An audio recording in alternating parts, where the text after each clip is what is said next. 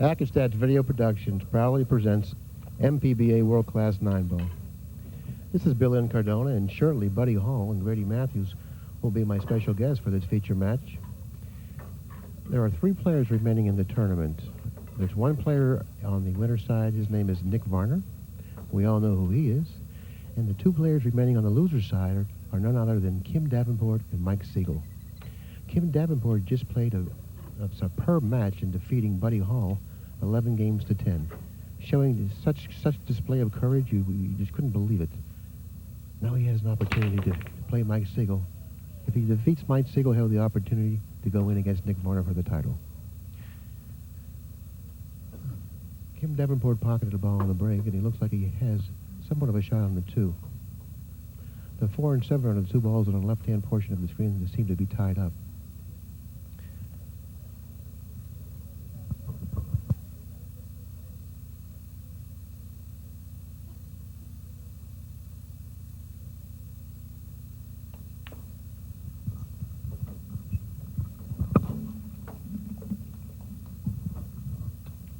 Okay, he's elected to play the 2 ball going into the 7 and 4. It was a very brave shot because the possibility of getting hooked behind the 8 was extremely likely if he would have hit the balls any way other than the way he hit them. Meantime, it looks like he's gained position on the 3. Winning the first game of a match is extremely important. So often as the winner of the first game sets a tempo of the remainder of the match. So often that happens. Billy, it's not very often that you see a guy play with his coat on, especially after he just got done playing a match. You think that's a sign of nerves on Kim's part? He feels a little cold? Well, I feel that he feels a little cold. I don't think his nerves are affected at all. After playing the type of match he did against Buddy Hall, coming back, winning that match in such fashionable style, I don't think Kim Davenport is a bit nervous. I think he's really up for this game, and I believe that he's going to give Mike Sigel everything that Mike Sigel would want. Well, he definitely looks fired up.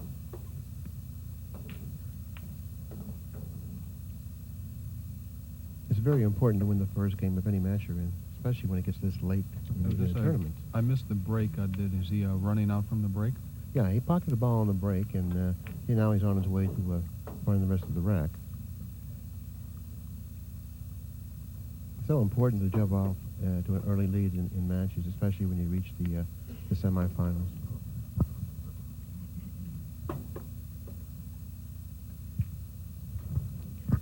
If Kim Davenport pockets a 9 here, Jeff, he'll take a 1-0 lead in the match.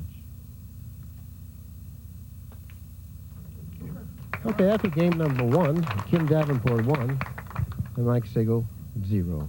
Well, after that, watching that run out, it doesn't look to me like he's experienced any letdown from that emotional match that he just played with Buddy.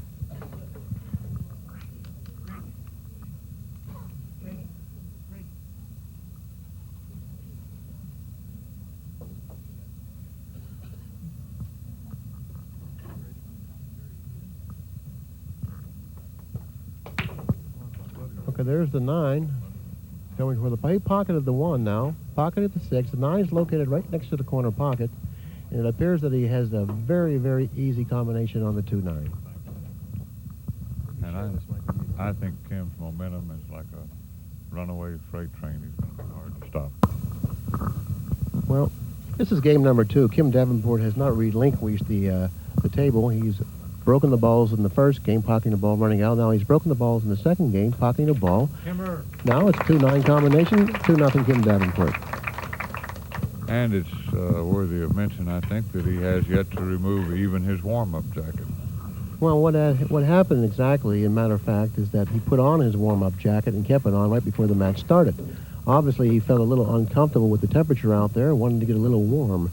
Once he warms up, I think we'll see him taking off that jacket. I think he's remembering last night when he had little or no opportunity in his match against Sigel, and he'd like to rectify that and make the finals.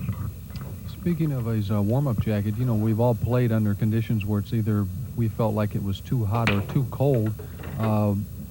Grady, which would you rather play, if it was a little bit too warm or a little bit too cool in a room? Well, if given a choice, I'd rather have it too warm. When your hands are cold, you seem to lose feeling in there, and I've always been a fairly thin person, and I feel that I have an advantage over somebody who outweighs me by 180 pounds. Well, that's a very good assessment of why you would rather play in warmer temperature.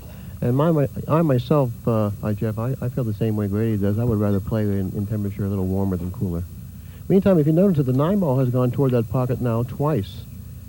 And if that's any indication of what's going to happen for the remainder of the match, I think this is going to be a quickly paced match. Well, it's very possible, but to get back to what we're talking about temperature now, I would rather play in a room where it's a little bit too cool, because then I figure once I get warmed up, then I don't really feel it. But if I'm in a room where it's too warm and I'm trying to play, and then after I get warmed up, I start to feel uncomfortable. So I would rather play in a room where it's a little bit on the cold side. Well, apparently that's the feeling of the prevailing hotels, because it's always ice cold in the tournament room, it seems like. I don't know what they're trying to do. It looks like Mike Sigel is going to elect to move the 9-ball or pocket it. And if he leaves the cue ball somewhere around that long rail between the 4 and the 6, well, he hasn't done that. He's pocketed the 9. I believe he's hooked himself now. Well, that may have been his intention there. I don't know. If you'll notice, this rack is almost a carbon copy of the last rack as far as the way the balls were sitting. The 2-9 was sitting right in front of the hole. The 6-ball, which went in the side last rack, is sitting right in front of the side this game. So that's something that you don't really notice or see that much, where you got the same layout after the break. I don't think Mike's got much here. He can't get the cue ball below the 3. It doesn't go in the pocket by the 2-ball, the 1 that is, and he's got problems getting on this 2-ball. Well, this would be a shot where you could jack up a little bit, play with left-hand English, and cut the 1 in, and maybe mass save the cue ball down just a little bit. Yeah, that's the way I see it. I think he's going to run into the 3 and take his chances. Now, he ran into the 3, and it looks like he's gotten a shot on the 2-ball in the upper corner. I didn't realize he could get to the bottom part of the 3-ball. He made a terrific shot there. No, he wants to keep an angle on the 3 to where he can go across table, I believe. I don't know until he moves his body if that's in fact a shot of choice.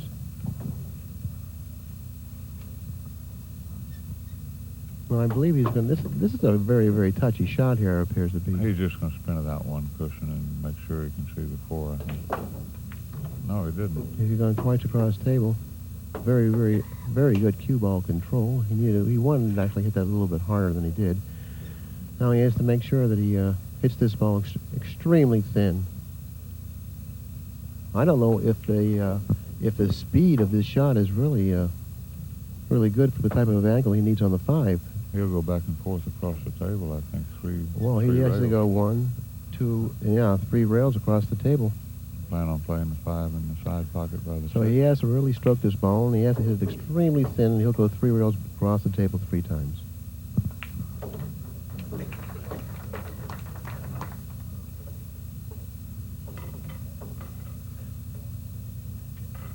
One, 2, 3, and barely getting back for the 5.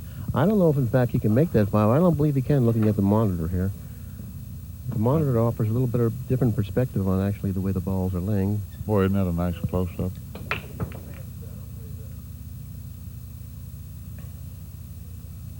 He hit that plenty hard enough to get back, too. Well, the rails are like really slow, but I think that if he can't make this 5-ball up in the corner pocket, I think he's going to bank it 1 rail, because the pockets are very generous, and he doesn't have to be real accurate. He has to get it close, and if he does get it close, he'll make it 1 rail if he decides to shoot it. Well, that certainly is a shot that's worth considering. And with the tremendous accuracy Mike Sigel has out there, I wouldn't be surprised if he didn't bank it 1 rail, Jeff.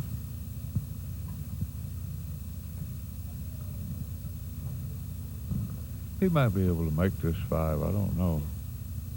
Of course, Well, you'd think if he could, he would have already Yeah, he's shot it. taking too much time at the table. If he could make the 5, I'm sure he would have shot the ball by now. He's taking too much time, which it really indicates that he couldn't or he can't make the 5 directly in the pocket. He's going to bank this ball. I believe Jeff has come with the shot of choice. He's going to bank the ball straight back. And he's hit it very poorly, missing it at least by a diamond and a half. Now Kim Davenport steps to the table with another opportunity to extend his lead. Right now the score is Kim Davenport 2, Mike Sigel 0. That's got to be a little discouraging for Mike, Billy, because I thought that he hit the 4-ball at just about the right speed. The rails, as Jeff suggested, have been a little bit sluggish and slow this week. And he's looking at probably facing a 0-3 game deficit when he felt like he hit the shot well enough to get in there and run out and only be trailing by 1 game.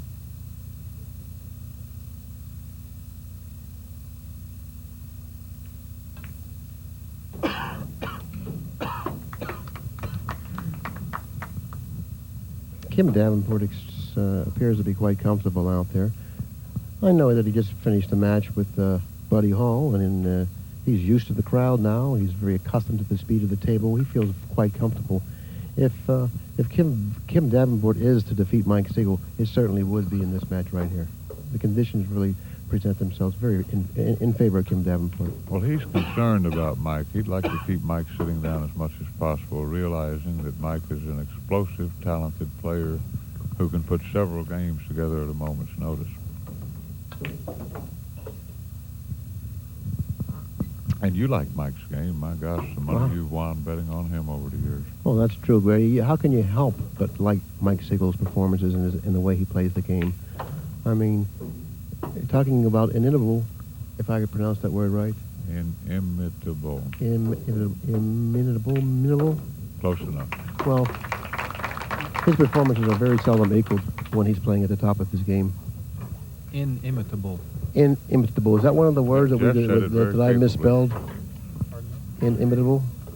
That's right. Inimitable. Yeah. That's one of the words I misspelled? I-N-I-M-A-T-A-B-L-E? No, you spelled disgruntled wrong. After game number 3, it appears that Kim Davenport has taken now a 3-0 lead in the match. Disgruntled, D-I-S-G-R-U-N-T-L-E-D. Partisan comments wafting our way from Martin, Kim's longtime friend. Well, it looks like now all Kim has to do is pocket the 1 ball. It looks like the course it'll take after hitting the 1 will be in perfect line for the 2. Not necessarily true. He's got to lag this ball. He doesn't want to hit the 3. Yeah, he's going to roll right through the 1, and then it'll probably fall right in direct line for the 2. Like so.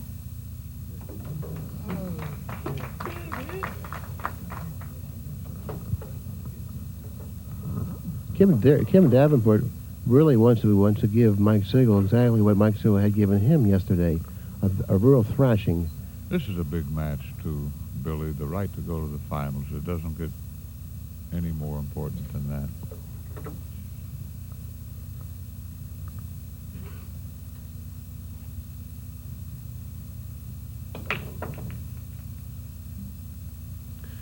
Well, it looks like that Mike Sigel, Kim Davenport, and Nick Varner are 3 of the luckiest players in the world in this particular event. I wouldn't say they're lucky. They deserve to be where they are. Well, that was just a little bit of humor from the other tape that you and I did along with Jeff Carter. Well, considering that with the rules of 9-ball today, there's just too much luck in the game. But in the meantime, there's 3 remaining players left in the tournament. The number 1 player in the world, the number 2 player in the world, and Mike Sigel. Well, a lot of that is sour grapes on the part of inept and untalented players.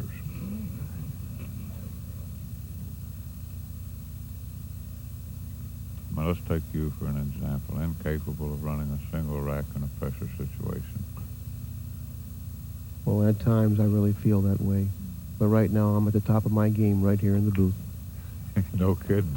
I don't really like the way he hit that ball. He lunged forward when he hit that ball using extreme right-hand English. He really didn't need that much English.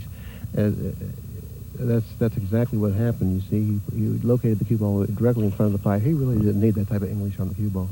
Well, what he did there was he hit the 4-ball a little bit too full, and the cue ball followed through more than what he wanted. If he would have hit the 4-ball a little bit more on the outside of the pocket, then the cue ball would have came off at a sharper angle and would have went down to the end rail. Now, let's don't forget the lightness of the cue ball. They don't follow as well. Well, regardless, I think that he put too much emphasis on spinning the ball and hitting the object ball full, because he really didn't need to do that in order to obtain position on the 5. But fortunately, he came up with a very nifty shot on the 5, parking Mike Sigel in back of the 8 ball. Again, high percentage intelligent thinking on the part of Kim Davenport, the number 2 rated player in the world. Well, now Mike Sigel is in a bit of a quandary here. Well, Mike's going to hit this ball. If you care to lose your 3rd dinner of the night, I don't mind losing my 3rd dinner. It's the point that I have to eat it with you. That's what bothers me.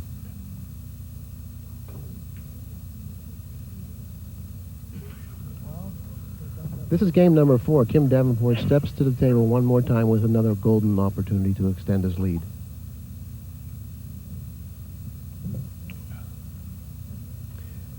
Can he pocket the ball in the 5 pocket and also at the same time clear the 6 to pocket the 6 in the same pocket? I don't know. He might have a little too much angle.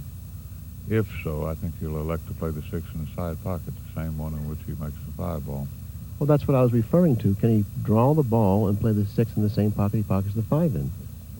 He could, but he's looking. Okay, now he's looking to follow the ball down here. That's just as good, providing that he can get there. Well, I would have to say, it looks to me like he's going to follow it. He probably can draw it too, but it's in any event, it's easier to follow because follow is natural and draw is a forced reaction. So it's always easier to follow.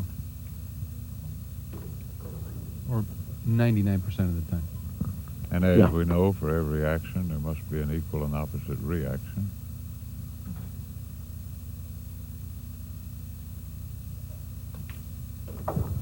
Grady, I believe that falls under E equals MC squared. Well, I think you're referring to the theory of relativity, not exactly the same thing.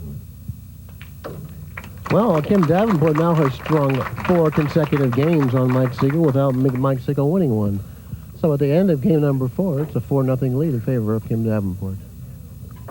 Well, he certainly feels a lot different about his position today than he did yesterday. You know, yesterday nothing seemed to go right for him. Well, there's nothing like winning a couple of tough, close matches to do wonders for the disposition. Not usually dour and ill-humored like you. Kim is in a very good humor. And in a very good position.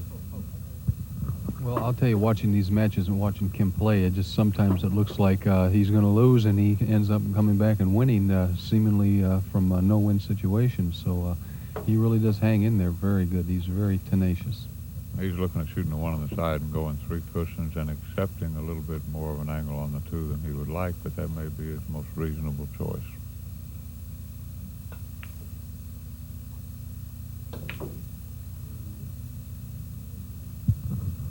Well, I think he expected a little too much out of that particular shot. You know, hitting with the force that he hit it with. You know, going two cushions, you know you have to hit that ball extremely hard. Can the pocket accept it, or will the pocket accept that type of a shot? This time it didn't. Mike Sigel has an opportunity at the table. He may have tried to make that shot fit the needs of the position requirements, and that's a mistake invariably. And I know he didn't wish to give Mike this good an opportunity. No, when you're playing Mike Sigel, you don't want to give Mike Sigel any type of an opportunity, regardless of the score. No lead is large enough when you're playing a player like Mike Sigel. Well, Billy, and I think what Mike has to do here, he's got to make him pay for that mistake. And Mike Sigel is certainly the type of a man that makes his opponents pay dearly for their mistakes. And the remainder of this rack should be no problem.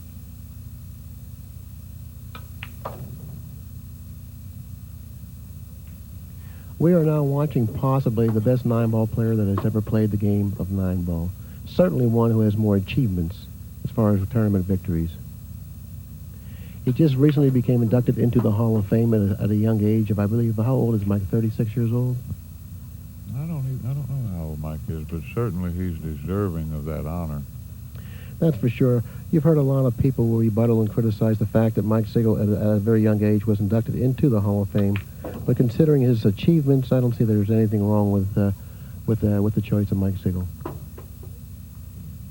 Well, it would almost be sacrilegious to not have a Mike Sigel in the Hall of Fame. But the Hall of Fame, while we're talking about it, a lot of folks feel that a better Hall of Fame would serve the interest of the sport better. How can you have a Hall of Fame and not have guys like Johnny Irish and Marcel Camp and Rotation Slim and on and on and on in there?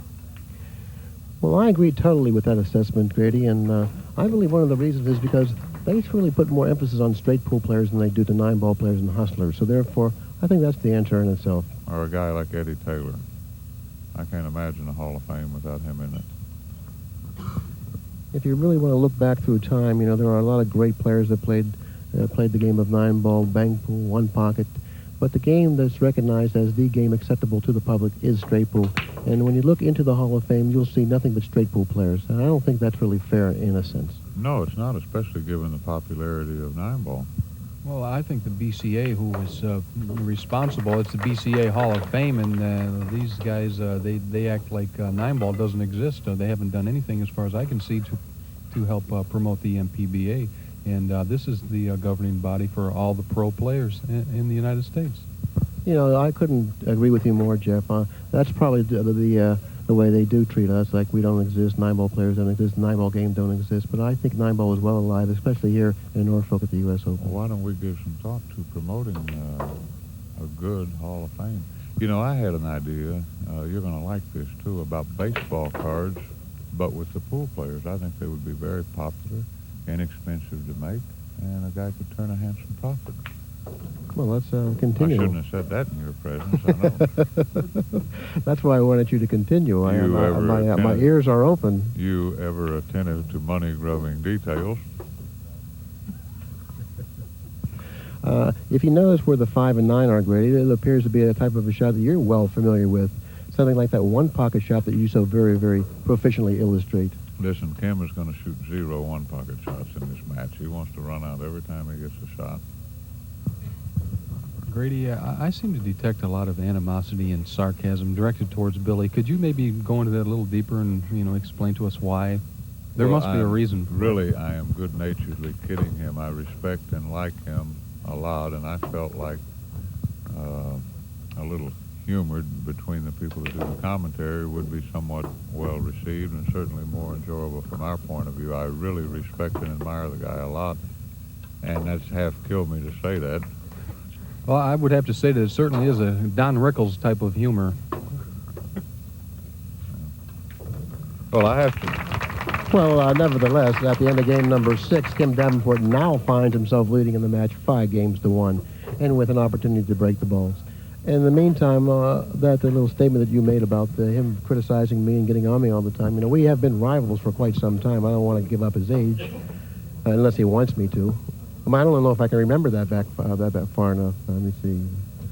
1940. I think it was 1947 you and I met, Grady. Rivals in what sense, Billy? Well, you know, we've been competing against one another for about, I would say, in all fairness, about 25 to 30, 25, 26, 27 years. Is that right, Grady? That's very true, except for the last 12 or 13 years or so, where you've been very reluctant to approach the table with me. Well, you know, I haven't really applied myself in playing pool as much in the last 10 years as I had before then. You know, I quit playing pool for about 7 years. And during that time, you know, I did a lot of other things in the gambling world. But I'm going to get back into the game seriously. Yes, it's 5-1 Kim Davenport, and Mike's got a rough shot facing him. Aren't you going to let me continue? Yes. Oh, thank you. Well, I'm going to take the game up much more serious now. In the next 5 months, I'm going to improve my game drastically. And the first person that I'm going to see is you, Grady. So you can expect to get a visit from me, regardless of where your home is. Columbia, South Carolina, Detroit, Michigan. You can look forward to looking at me. Well, Billy, I don't know if it'd really be a good idea because you two are going to be stuck up here in the booth a lot. It seems like you're a good pair, and to create more animosity and sarcasm through your gambling experiences might not be a good idea. Well, we don't have a problem Don't worry with that. about that. Neither one of us are sore losers. Don't worry but about I can that. tell you this much. I'll tell you that old saying very aptly fits your afore-described situation. If you mess with me, your bankroll will look like an elephant stepped on it. Matter of fact, Jeff, on the other hand, I would rather gamble with my friends or gamble with my close acquaintances. Well, Well, I Nice agree, shot. Billy, as long as they Great remain shot. friends, as long as you can remain friends. Well, that goes without saying. You're right. Mike Sigel did make a nice shot, especially And we've come to expect considering that the from him over the years. score. Go ahead, Grady. I just said we've come to expect that type of shot from Mike over the years. I mean, I've played matches with him where he doesn't miss any hard shots, and so have a lot of other guys. Being behind 5-1 to come with that shot that was kind of a touch shot required great courage.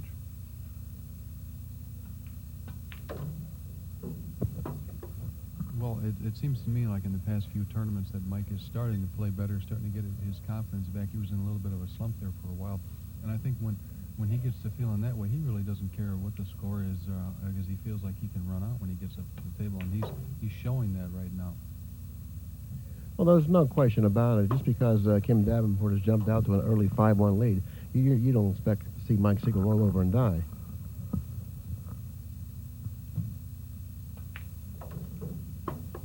I mean, he isn't the winningest player in the world because he can't face up to adversity and persevere. This man here has it all. I don't think there's a weak area in this man's game.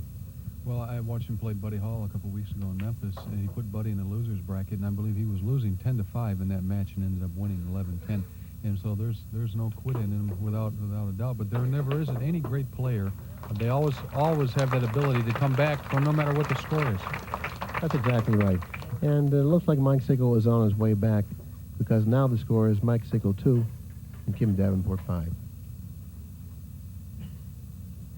Kim still hasn't taken off his jacket.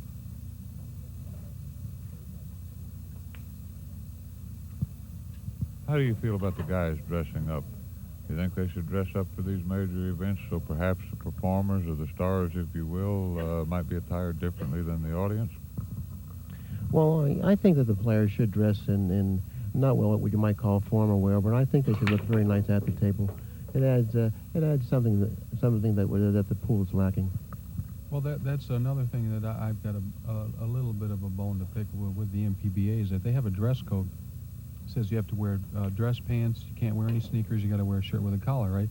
So it's very possible for a guy to come in here and all of his clothes might fit that criteria, but they're old and dirty and greasy, and so even though he fits that, he can wear that, and then you can have a guy that's got like a $100 brand new pair of leather tennis shoes on, and he's got a real nice shirt on, doesn't have a collar, but yet his appearance isn't acceptable. So I think that the PBA should get a little bit more understanding about the dress code, and I think an event like this should be more formal than what it is. Well, I agree totally. I think there should be more discretion on what's acceptable as far as wear here in the PBA. Well, I think every player's attire should be commensurate with world champions. Myself, I'd like to wear brogans and pantaloons. Now, Pat Fleming had already approached you on that type of conversation during the taping. Well,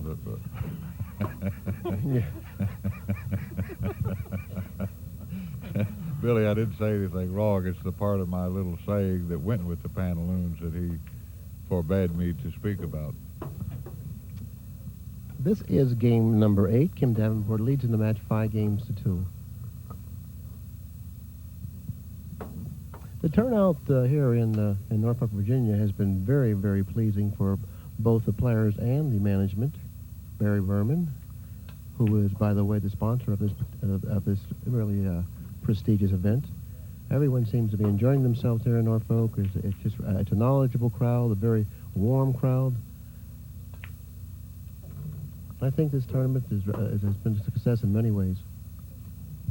No question about it, and since it's moved here to the hotel, most of the players like it even more. It's a more spacious facility with room for lots of spectators.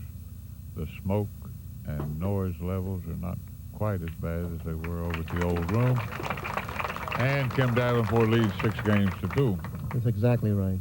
Yeah, I think all tournaments should be held in nice facilities, for instance, like the one they're playing in now. This is a very fine ballroom here. It's spacious. We don't have a problem with smoke-filled rooms, and the lighting here is very adequate. And everyone seems to be enjoying themselves, and the atmosphere is very comfortable. I don't find any of the players having any qualms about exactly the facility here. Well, I like playing at hotel tournaments, too. I really have a lot of fun. I enjoy coming to a tournament when it's at a facility like this. It's kind of nice when you can just walk from your room to the tournament room, too. I really liked Memphis because my room was about 30 seconds from the tournament room, so it was real easy for me. My biggest problem is I have a special affinity for room service. I mean, you go to a hotel tournament and you order like a cheeseburger and fries and coffee. It's $29. And you give the guy that brought the food, you give him like $4, and he looks at you like you just gave him the lowest tip on earth.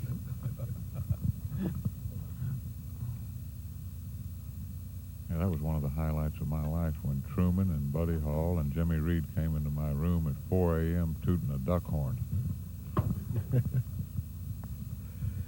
Okay, if the 3 passes the 9, it appears that Kim Davenport will be well on his way to capture game number 9 and take a 7-2 lead in this match.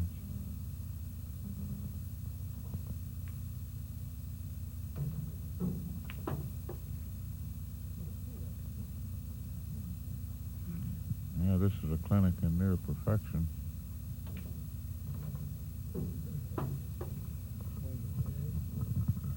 And you got to say, the momentum is everything. Kim is doing to Mike what he received last night. Giving Mike back a little of the same thing. Not that Mike's out of it, but he's going to have to do something to turn things around, or Kim Davenport is going to advance to the finals. And on table number 3, we have Mary Kennison playing Eva Mattia. Eva Mattia is the defending champion here at the U.S. Open. The winner of that match will go on to play Lori John Jones, who's the only undefeated woman player left in the tournament. Okay, at the end of game number 9, we have Kim Davenport leading Mike Sigel 7 games to 2. And what's the score of that ladies' match, Bill? Can you see? I don't know what the exact score is on that ladies' match. I was just informed that Eva Mattia is in the lead of that match 3 games to 2. So you say it's going to be 5 months until you re-enter tournament competition. No, I didn't say that. I say in 5 months from now, I'm going to be playing about the best pool that you've seen me play in the last 5 years. And then when the next time I look at you, if you continue to insult my ability, you and I will be dealing with one another over that table right there. Well, I sure hope that doesn't come to pass. And Billy, who will you have do the commentary for that match? Well, it doesn't matter who'll do the commentary. It'll be a one-sided affair. You can bet on that. You notice, Jeff, that he has very adroitly avoided the conversation, you know, the part about the handicap. See, he's not letting our viewers know that he's begging.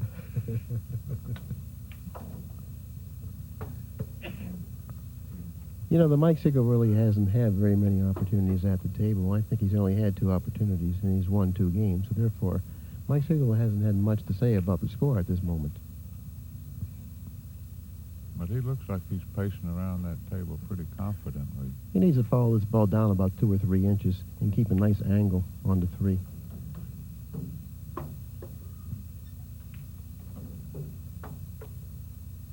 He's going to go 2 cushions out of here, I think, and maintain a nice angle on the 4. He's only got 1 reasonable pocket in which to play the 5, I believe. I don't think it goes by the 7. If it did, that's where he'd like to play it. It goes in the side pocket, and it goes in the other corner pocket.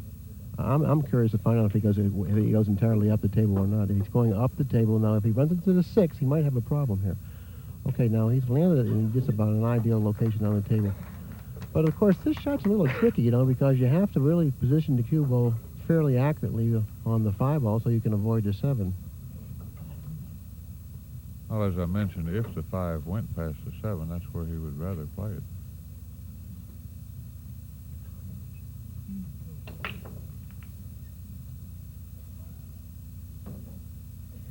And I believe he's playing the 5 ball in the left-hand lower corner pocket because he's coming down on the cue ball, looks like. That's exactly what he's doing.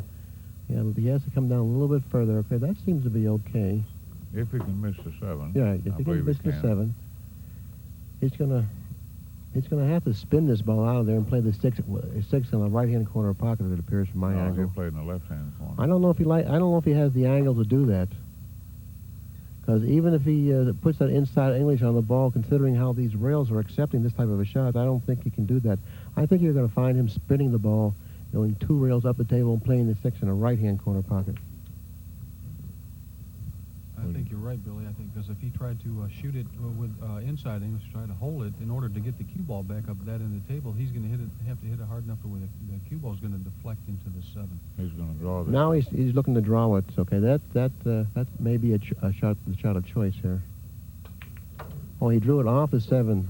He didn't mean to hit that 7. No, he didn't. But maybe he did. I don't know. I mean, that certainly wasn't a shot that shouldn't have been considered, you know. I mean, he's an excellent player, and I'm sure that as fully as he went to that 7, he could have possibly played it that way. He's going to go 3 cushions around the 9 here. Okay, I like that shot. Oh, he hit the 9. Now he finds himself in a little problem here. No, this ball's cuttable, I think. It's cuttable, but it certainly isn't what he wanted, okay? He can make the 7 ball. There's no problem in making the 7 ball. But the problem here is what direction the cue ball is going in and what's going to happen. It could run into the 8. It could scratch. I think he'll go 3 cushions unless I'm misseeing the angle. Well, I'll tell you, this rack so far, he's had 3 shots where he has shot and hit another ball with the cue ball where I really don't think he was trying to. So he's lucky to be this far.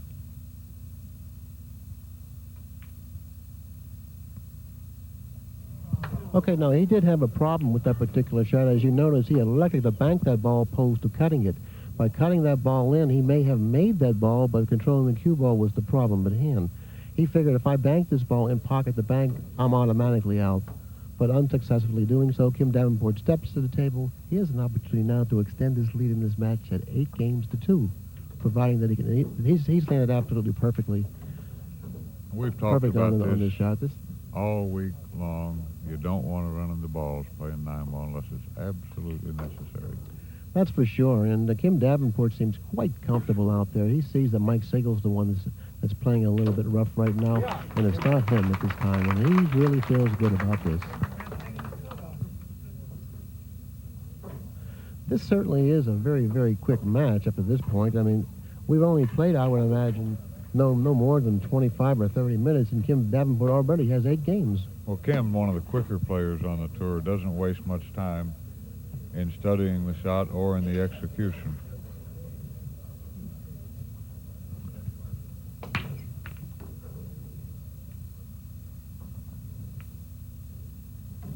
Now I think we're going to see Kim Davenport play the 9-ball here. Yes, I think you're right. One of the rare instances.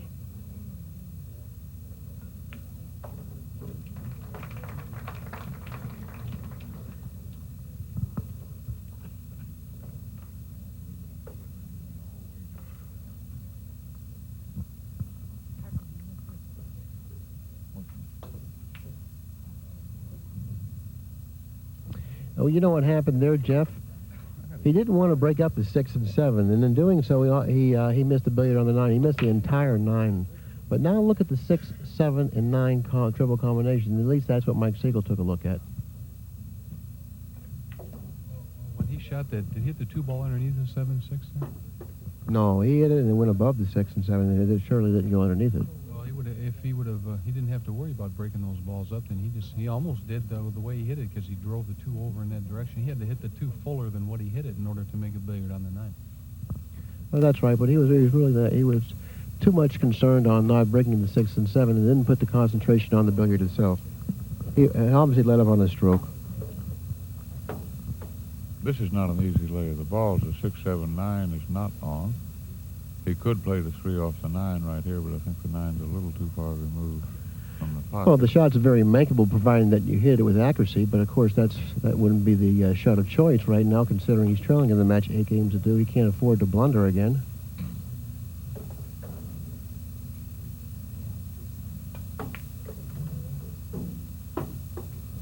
He could follow the 5 into that same pocket where the 9 is, running into the 6 and 7. Just like so. Or he could play the 5-9 combination. They're both options that are available to him. I don't know. I don't think he's going to play the 5-9 combination. Well, that is an option. You can't take that away from him. That is an option that he has. Or he could pocket the 5, and if achieves the correct angle, the cue ball will then go into the 6. Okay, now it appears that he has a fairly good angle to do something productive with here. Maybe he will play the 9. Okay, and the angle that I see isn't the angle that he needs to run into the 6-7, so it appears that he's going to play the 9 here. Not as easy a shot as it might at first. It's not an easy shot. He'll shoot this at just more than pocket speed, like so. But Good the shot. champion that Mike Sigel is, no problem. At the end of game number 11 now, Mike Sigel 3, Kim Davenport 8. Mike joked with the audience and moved 4 beads over at once. Yeah, Mike Sigel is a real character, you know. He is certainly one of the better performers on and also off the table that we have in our organization. And the people do like to watch Mike Sigel perform when he's playing in tournaments. Hey, he's a threat at any time. He could put a 6-pack or something together here, to coin Keith McCready's terminology, meaning running 6 consecutive racks. The break is not nearly as strong tonight as it was last night, considering that they moved the spot on the table slightly up a little bit. Now the corner balls aren't going directly into the pockets.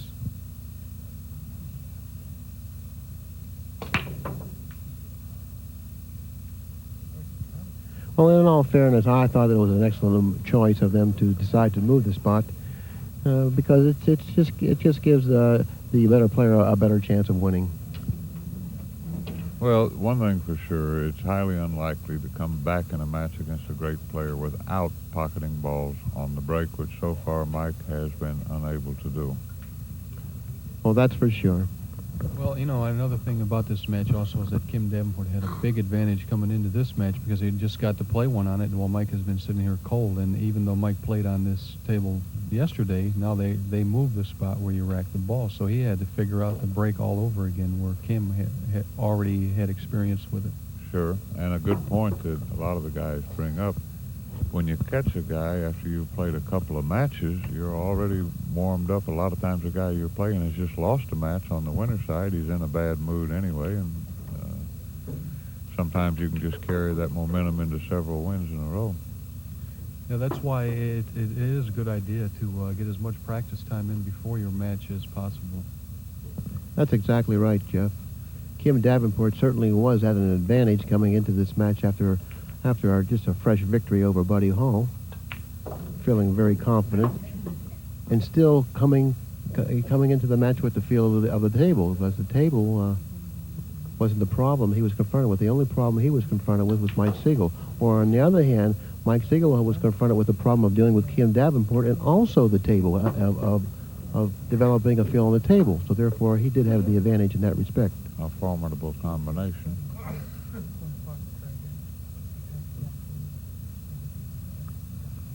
It looks, from my angle, Grady, that the 6-7 combination is lying fairly on. I don't know if he chooses to play that, but I wouldn't. I would come right across the table where his bridge hand is now and play the 6 in that corner.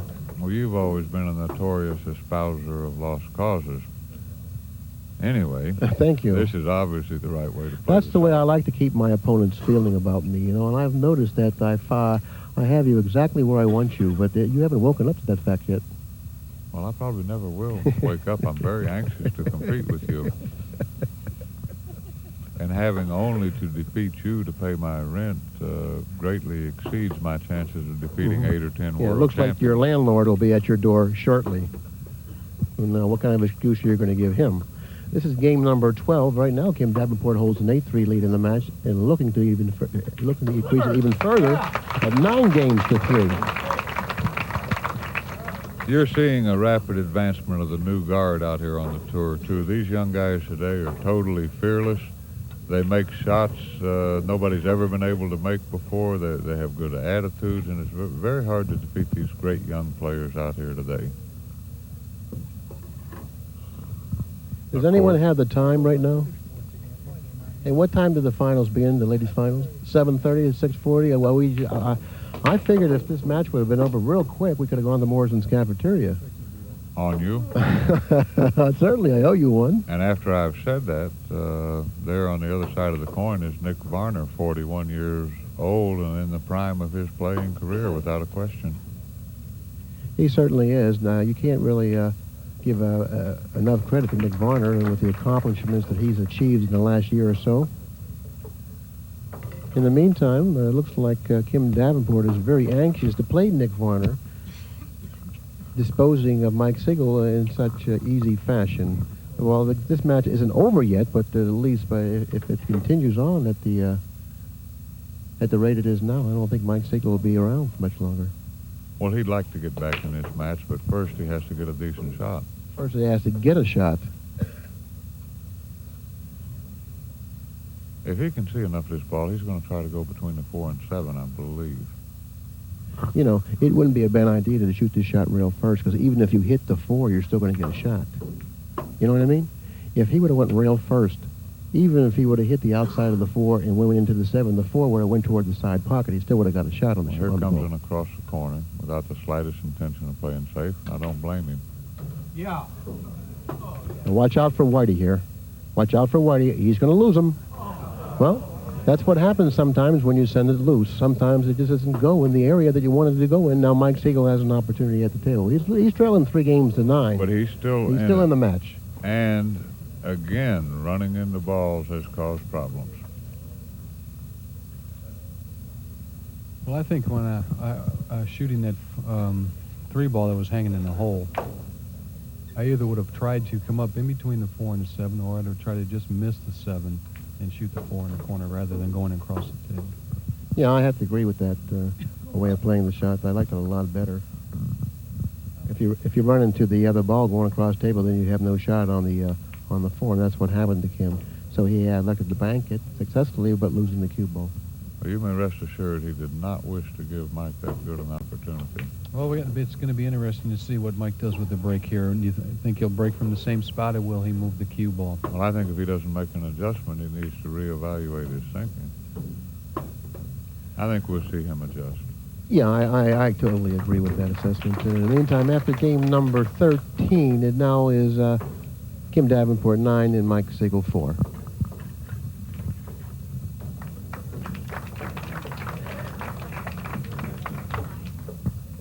You know, I think moving that spot might have hurt Mike in this match.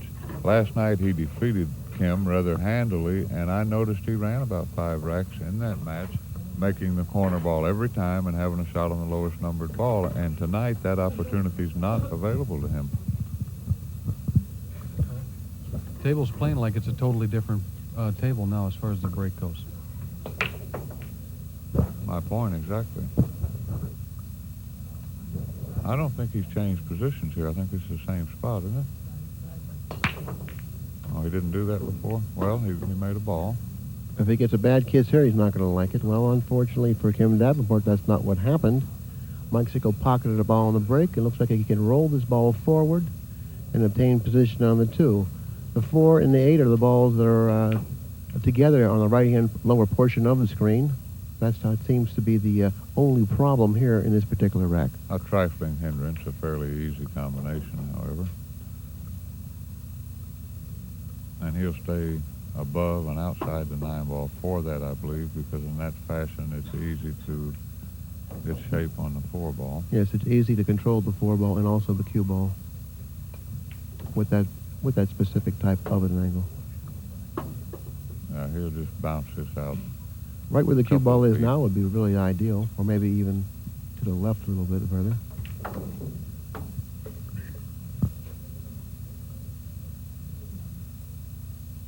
And all of a sudden, just like that, we could have a match here if Mike puts a couple of racks together, which I know he'd like to do. And Chris, his beautiful wife, walked in a few moments ago, and certainly her pulling power is worthy of mention.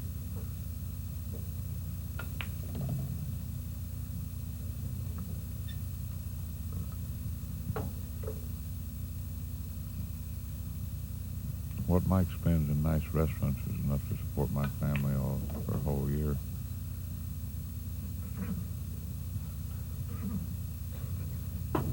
Yes, Mike certainly does enjoy his food. You know, he loves to go to nice restaurants. You never know. Drinking Looking at him, wine. he's thin as a rail. Mm-hmm.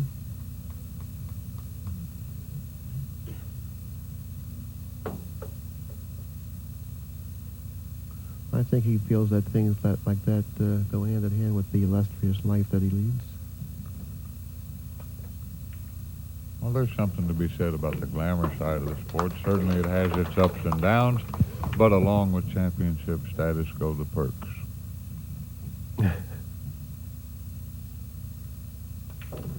Hey, Grady, life's kind of short. Why begrudge yourself of some of the things you truly enjoy in life if you can well afford them? Oh, that's true. That's true. Larry Hubbard told me a story about one time Mike and him went out to a restaurant and gave him a wine list, and there was a $700 bottle of wine on there, and Mike wanted to buy it. And Larry said, "Go ahead, but you're on your own." Well, he spends a lot of money in restaurants, Mike does. He's never been averse to spending a little money on the culinary delights. Very nice shot. That ball, when it comes off the rail, you know, you could miss that shot quite easily. That's a nice center ball hit, too, Billy. Yeah, very nice shot. That's an absolute must to be able to master that shot to compete with these great players. Yeah, I agree totally. That particular shot is a very, very important shot in the game of 9-ball. Well, I think so, too, and one thing that I notice is that the top-notch players have that ability to hit center ball consistently over and over and over again, and you have to master that particular shot before you're really qualified to go on to spinning the cue ball with left or right-hand English. Which brings us back to Peter Rabbit. He used to spin the ball every shot. No, I heard that story. Okay, that is the end of game number 14, and now it's Kim Davenport 9, Mike Sigel slowly edging his way back into the match at 5. Well, I heard that also about Richie Ambrose. Jimmy Mattia told me a story about Richie, that they used to call him Spin the Ball Richie. That's true. That's true. Of course, Richie, kind of an embittered, lost soul. He's threatened to machine gun all the pool players on more than one occasion. Well, that just goes to show you that if you can't, if you don't have that ability to hit center ball, then the older you get, the harder it is to play spinning the ball. So you have to be able to hit the cue ball in the center consistently, and I really feel that should be the first shot that you learn. Okay, now considering how much tougher the balls are breaking on this particular table, actually creates much more of a problem for Mike Sigel right now, trailing by such a significant margin, because he needs to pocket balls on the break and string some racks in order to defeat Kim Davenport. Kim Davenport built a commanding lead in this match, and knowing at the same time that the balls aren't breaking as easily as they were yesterday, feels quite comfortable with its position. No, he's hit this ball a little short. Okay, I think he wanted to come down a little bit more than this, but he has to take this. He's just right. He can hit this with no English. Play the 4 on the side.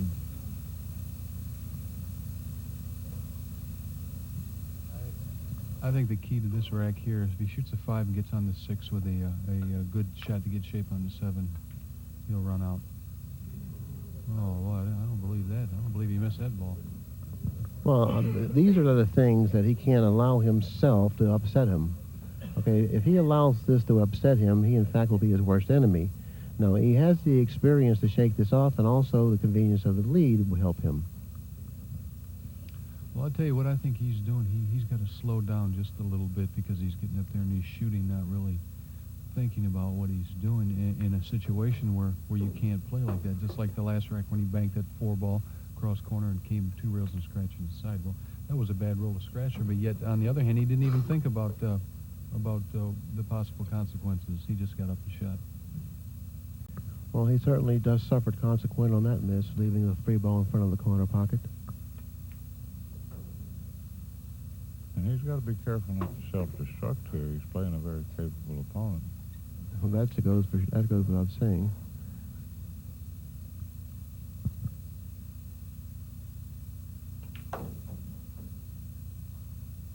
I think Jeff made a good point. I think Kim needs to take whatever good opportunities he gets, maybe apply a little extra time and go ahead and put this match away. Well, Mike Sigel gotten himself a little straighter in than he actually wanted, but no problem. He's seen this same layout 1,000, 100,000 times in his life, and he's able to deal with it.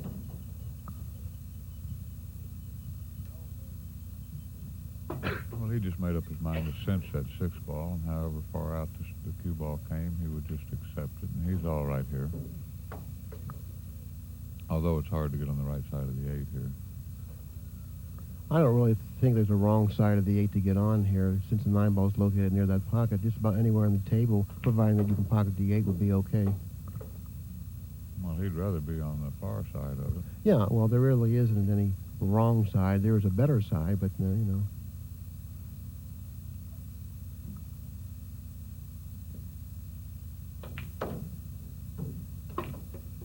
He's coming up a little bit short here. Now, this is probably, if you could call anything on the wrong side, this might be an angle that's a little bit wrong. You don't want to really get in that type of an angle right here, that straight angle that suggests that you have to go down table opposed to back up here. Well, he can use reverse English on this ball, or he can go 3 cushions and a little past the side pocket and accept a little bit longer shot. I think he's going to use reverse. I think that's probably the right way to play it. There it goes. Now watch out, because this ball may scratch. That ball may have scratched if he would have hit it. It's a little bit off of that. He could have scratched. But that wasn't the case. And at the end of game number 15, this match is starting to get a heartbeat. Kim Davenport 9, Mike Sigel 6. You know, now might be a propitious time for Kim to go to the restroom, get his thoughts together, and come back and settle down and put this match away. 9 ball can be very fickle in the respect that at any time you don't even have to get a good shot for the remainder of the match, so he needs to take advantage of whatever opportunities he has. Yeah, he could have put Mike Sigel away a little earlier in this match. He failed to do so, and once again, and then again, he had another opportunity to do some grave damage, and impetuously shooting the 3 ball past the 9 without really giving it much thought, and missing the 3 ball. How quickly things can change. If Mike had not gotten snookered here, he'd had an opportunity to get this down to a 2-game margin, certainly within reach. Mike may have solved the break problem, too. You notice he pocketed 2 balls this time on the break. Well, I think Kim, what he has to do now is he has to reflect back on those mistakes that he made and why did he make them. And I think it's because he's going just a little bit too fast. He wants to get the match over with. So I think he feels like he's playing good, but you just got to slow down and just be a little bit more deliberate in what he does.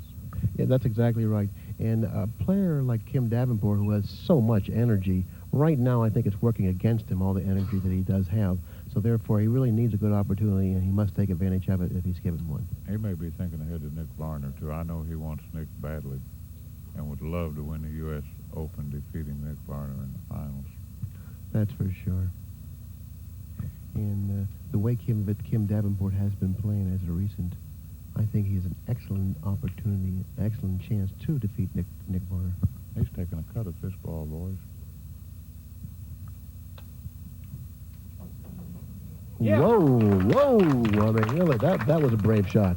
Very brave shot. Pretty good break there. Well, he got lucky not to scratch in that side pocket, without a doubt. Well, not just that, Jeff. Unless I misread the angle, he had an excellent chance to be snookered if he'd have gone past the side there. Yeah, that's what I thought, too. I didn't even really see it going in the side. I thought it was going to come down there, and if his speed was just right to where he was going to end up on the end rail. Now, this shot in itself is quite a difficult shot. He played it very, very nicely. Sammy raised a good point. Mike made a smart roll out there, but it was a great shot for a left-handed player and a fairly difficult one for a right-handed player. On this shot right here, he has to be very important not to hit the ball hard enough to go into the side pocket. Okay, well, that's fine. He'll probably just follow this ball down to the end rail.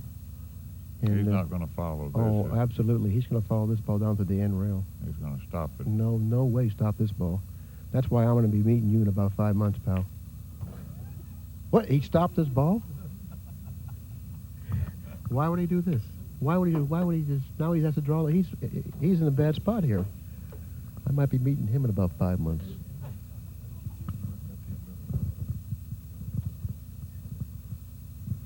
You have to follow that ball. He should have followed that ball down to the end rail.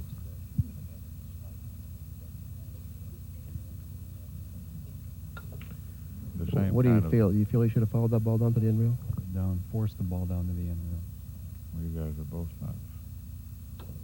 He did it just like I would have liked him to do it, Kim Davenport style. Risk-free.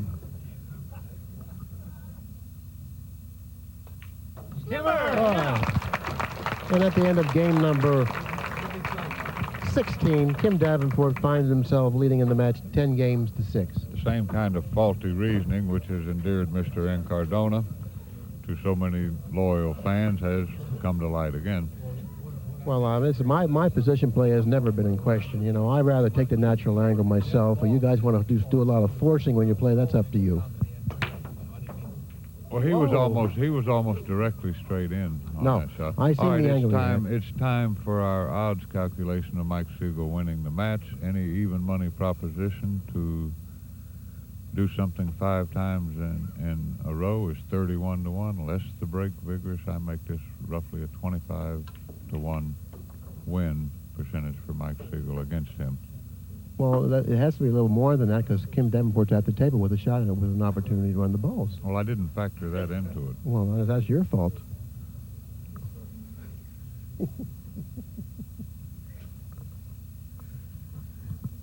Okay, he knows he's probably going to have to go into the 5 here, so what I would do here is I would draw this ball, and if I would hit the 7, I would go into the rail before the 5. You know, if he hits it too much in back of the 5, he might get hooked here. Well, he's all right, I think. You think? I think he is, too. We saw Buddy make a harder shot than this, shooting a 3 ball by the 8 ball that was positioned in similar fashion. You know, this pocket that the 8 ball's in front of is such a large pocket. He can make that ball past the 8 ball with no problem. Even if he hits the 8 ball, the 5 ball will still probably go into the pocket.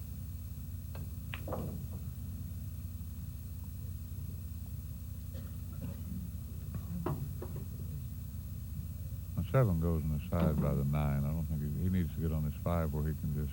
Well, most importantly, he has to get close to the 5 here.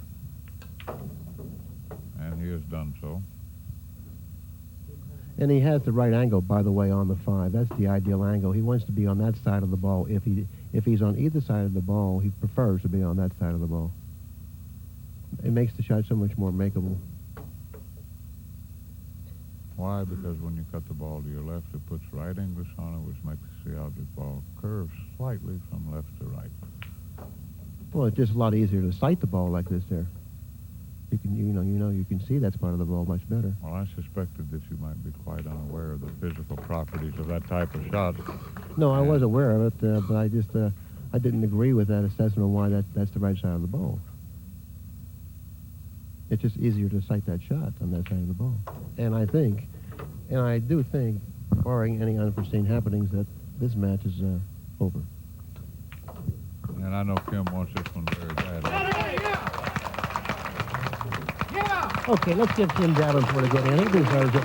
He came into this match with such confidence and played equally as well as he felt. And Kim being congratulated by Mike's wife, Chris. Mike Sigel's wife just gave Kim a hug and a kiss. I said that, yeah.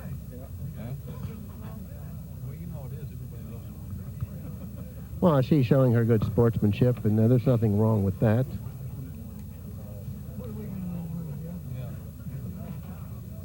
We'll see if we can't get Kim up here in a moment.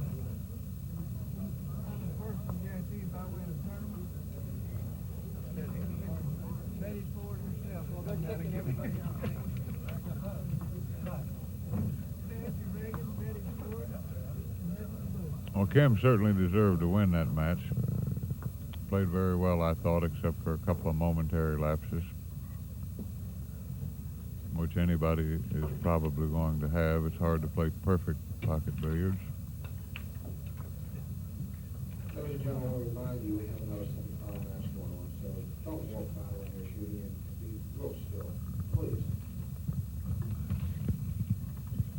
Now, there is a women's match going on simultaneously with the men's finals, or semifinals, I should say, between Eva Mataya and Mary Keniston. Does anyone know the score of that particular match? The score is, I believe, Eva Mataya 7 and Mary Keniston 6 with Mary Keniston at the table. We're unable to give you the video portion of that match because the cameras aren't working on that particular table.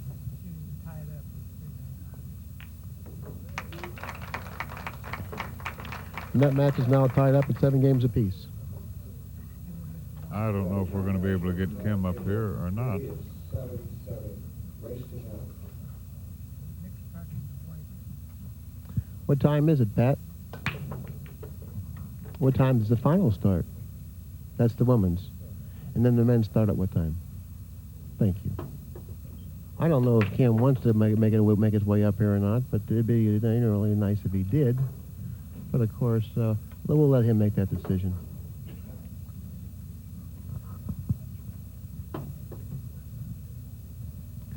Well, I think he wants to come up here. He's trying to find a way up here.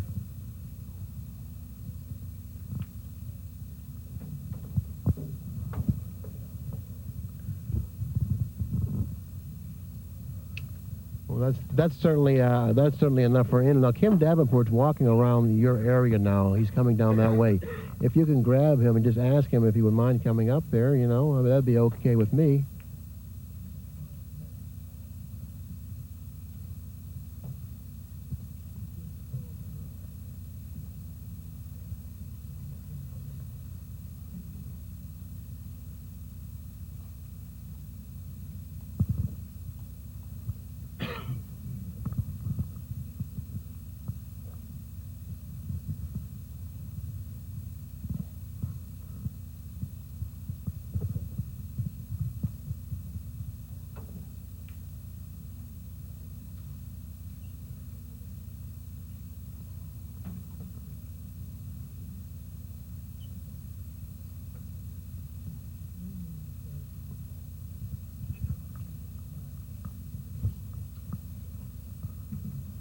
Okay.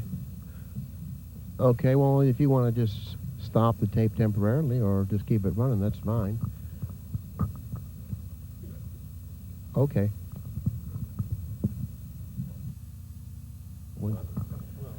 Okay, first of all, I'd like to apologize if we got a little too loud up here. I know that you were a little bit nervous down there because you were in a position right now to defeat Mike Sigel, something that you really dearly wanted to do. And now the next fellow you were looking at is Nick Varner, and I know you owe him a few, and I think it's about time you paid him. Yeah, I believe so. Well, with Mike, he knocked me out here early in the stages of this tournament, sent me in the losers bracket, gave me a pretty handily beaten 11-5, and like you said, I figured I owed him that one, and I wanted to make sure there I had a chance to go up 10-3 and didn't the ball scratching the side. And as far as Nick goes, I do owe Nick a few. Last week I did beat him, though, in the finals in Greensboro, so maybe this will make it a little bit easier. Let me ask you a question now. I know that you beat him in Greensboro. I wasn't at that particular tournament, all right? But was that in the finals that you beat him? Yes, it was. One race to 15 in the finals. Well, I'm really glad that I had that information because that certainly is going to impress me in a different way. I thought it was in the interim of the tournament you defeated him, but since you defeated him in the finals, I happen to feel that right now you feel pretty good about your position. Well, I'm playing very well right now, and just bar somebody else gets all the rolls, I'm going to hold my own, I believe. Well, there's no question about that. You've displayed that throughout the entire event here, that you can do just about what's asked of you, and especially when in that Buddy Home match get down to 10-10, and you displayed such courage in winning that final game. And against Steve Mizrak, the same thing. I think you're probably the favorite in the sentimental one, in fact, for sure. Well, I don't know about being the favorite, but I'm the favorite in my own mind. I know that. I don't know who's making the odds or not, but in my own mind, I feel I'm the favorite. Well, anyways, Jeff Carter and Grady Mathews and myself, we would really like to congratulate you on your victory, not only against Buddy Hall, which you didn't come up, you didn't have that time to come up, but against the formidable Mike Sigel. And we wish you all the luck in the world in your upcoming match against Nick Varner in the finals. Thank you, Jeff. Thanks. Thank you. You know, I thought the movie was Okay, Pat, you have had it now. I mean, Kim Davenport feels that he's the favorite in the match coming up with Nick Varner in his mind, and that's all you need to know. That's all he needs to know for sure. I'm certainly sure we're going to see certainly a fine performance from Kim Davenport in the finals.